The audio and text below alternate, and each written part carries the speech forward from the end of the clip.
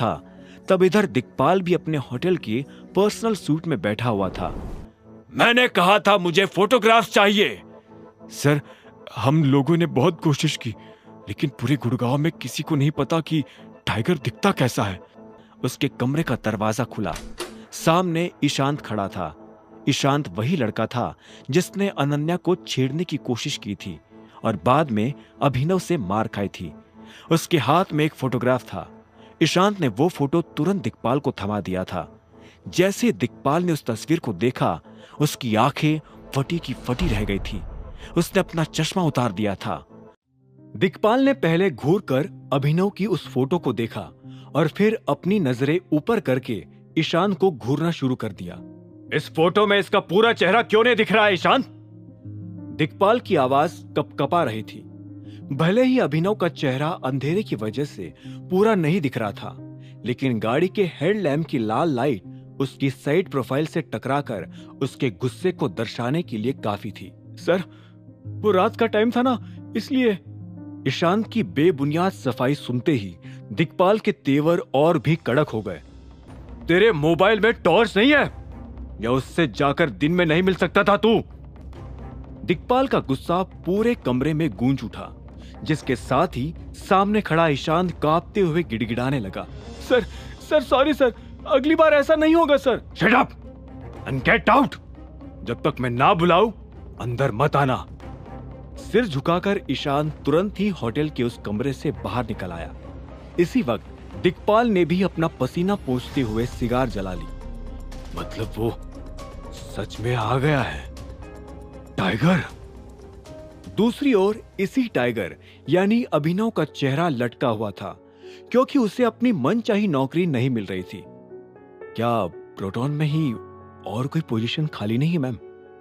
Sorry mister Sharma, लेकिन आपकी skill set के लिए फिलहाल प्रोटॉन में कोई पोजीशन खाली नहीं है। आपके पास अभी सिर्फ इमेजिंग सिक्योरिटीज का ही ऑप्शन है। अदरवाइज आप घर जा सकते हैं, क्योंकि ऑलरेडी लाइन में काफी लोग लगे हुए हैं। रानी की बातों से अभिनव अंदर ही अंदर काफी गुस्सा हुए जा रहा था। एक पल के लिए तो उसने सोचा कि वो अपनी टाइगर वाली आइडेंटिटी दिखाकर तुरंत ही रानी को कंपनी से फायर कर दे, लेकिन फिलहाल समय ठंडे दिमाग से काम लेने का था। इसी ठंडे दिमाग से अभिनव ने सोचा कि रानी पर नजर दूसरी कंपनी से भी रखी जा सकती थी, लेकिन अगर उसे फिलहाल कोई जॉब नहीं मिलती तो कुछ हो भी नहीं पाता। ठीक है, I accept the offer. Good. वैसे भी मैनेजर की पोजीशन तो काफी अच्छी होती है, रानी ने मुस्कुराते हुए कहा और जसप्रीत को उसे ले जाने का इशारा किया। अपनी नई कंपनी यानी इमेजिंग सिक्योरिटीज पहुंचते ही अभिनव को पता चला कि वो असल में काफी छोटी कंपनी थी।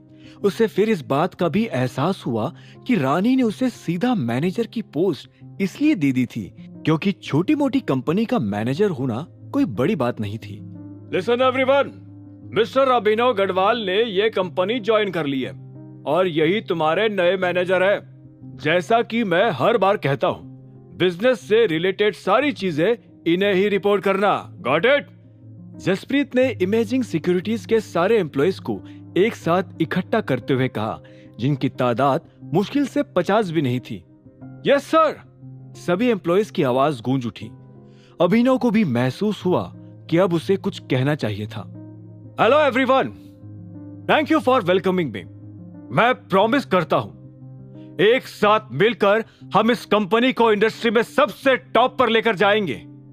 अभिनव ने जिस कॉन्फिडेंस से ये बात कही, उससे पूरे ऑफिस में तालियां गूंज उठी थी। हालांकि इस तरह का मोटिवेशन हर नया मैनेजर देकर जाता था, लेकिन कंपनी के स्टाफ को आज तक किसी में भी अभिनव जैसा जुनून महसूस नहीं हुआ था। Very nice, keep it up. Now कोई प्लीज मिस्टर शर्मा को उनके कैबिन तक लेकर जाओ। मिस्टर शर्मा, मैं अब प्रोटॉन के लिए वापस निकलता हूं। Nice to meet you. Jaspreet हाथ मिलाकर वहां से चला गया। अभिनव उसे जाते देख ही रहा था कि उसे पीछे से एक प्रोफेशनल लेकिन मीठी आवाज सुनाई दी। सर, क्या अब हम मैनेजर के कैबिन में चले? अभिनव ने पलटकर देखा तो पीछे एक छोटे कद की जवान लड़की पैंट शर्ट पहने खड़ी थी। उसके आईडी कार्ड पर नाम लतिका लिखा था। हाँ चलो। लतिका को फॉलो करते हुए अभिनव अपने कैबिन की ओर चला गया। वही सभी एम्प्लॉइज अपने अपनी डेस्क पर वापस बैठ गए। नए मैनेजर के आने से सभी के चेहरे पर थोड़ी चमक थी, सिवाय कुछ लोगों के। अपने कैबिन में पहुंचते ही अभिनव ने देखा कि वो काफी छोटा था और उसमें आधी जगह तो उसके डेस्क ने ही ले रखी थी। अपनी चेयर पर बैठते ही उसका फोन बजने लगा। स्क्रीन पर नाम अलायना का था। ठीक है लतिका, तुम अब जा सकती हो, थैंक यू।